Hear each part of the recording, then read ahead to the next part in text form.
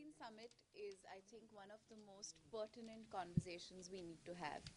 And I'm just really grateful to Economic Times for, hosting this. I know that this is not their first year; they've had it in the past as well. But when we speak of development, we speak of urban planning, we speak of economic growth, it's very, very important for us to speak about sustainability, for us to speak about climate change, and for us to mitigate the gap between government systems, policies, rules, and the value system, the principle with which people are building and trying to grow urban centers.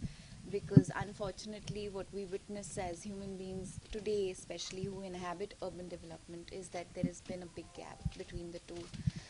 Too many rules have been flouted, too many laws have been broken. Uh, there is a conscience, there's a corruption in conscience more than anything else that is leading to degradation in the quality of air that we are breathing, the quality of water that we're drinking, and it impacts our health, it impacts our lives, and we have to collectively make the difference. I think a big reason for why we are faced with this problem is because not enough people believe that the consequences of their choices, ill choices, is going to impact their lives directly. And the beauty of this forum is that we don't just highlight how poor choices impact our lives directly, but we also, I think, this platform reinforces the opportunity to innovate, to grow, to find solutions to problems, and truly understand what it means in a holistic sense to be a progressing nation in all its value and all its glory. So, what are some of the major things you would encourage people to do in an effort to create a cleaner, greener planet? I think my biggest reiteration through my conversation with Sanjay Puri was the emphasis on the fact that developers, builders, identify a very key thought, which is that when you're building, when you're developing, whatever it is, whatever kind of infrastructure, whether it's housing, whether it's corporate, whether it's roads, highways, whatever it may be, do it from a place of value, do it from a place of principle. Don't just do it for the sake of making money, because the consequences of short-sightedness are large, and it is essential that we start caring more and becoming more responsible as developers. Lastly, you have been passionate voice for better waste management. Share with us a few thoughts on that. You know, waste management is one of the most critical issues in urban developments.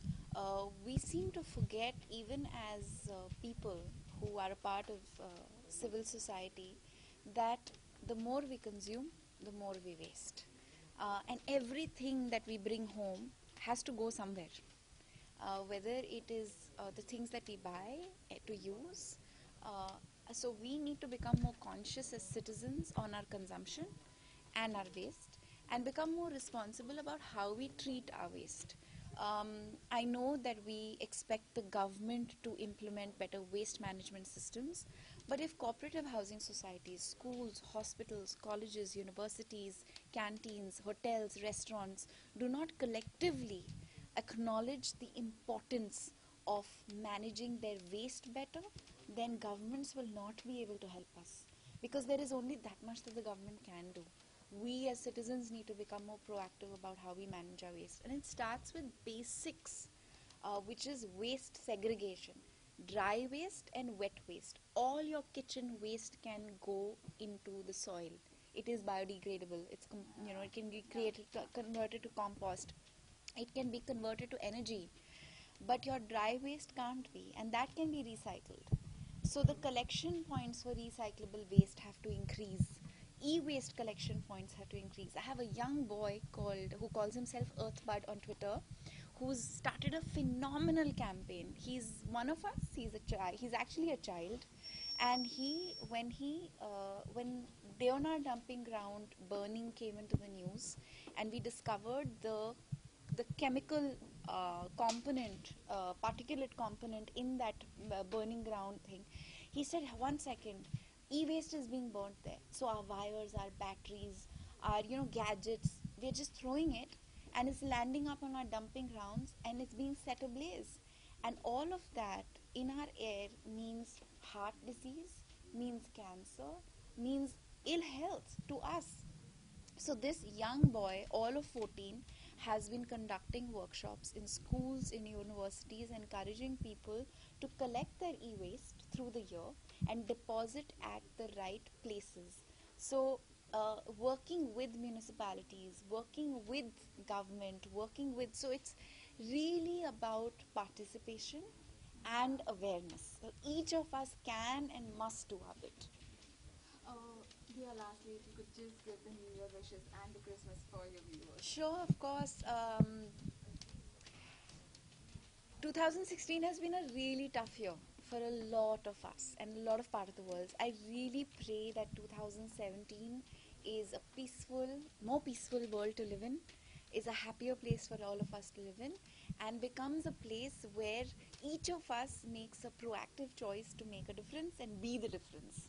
So here's wishing all of you a very happy, peaceful and healthy 2017.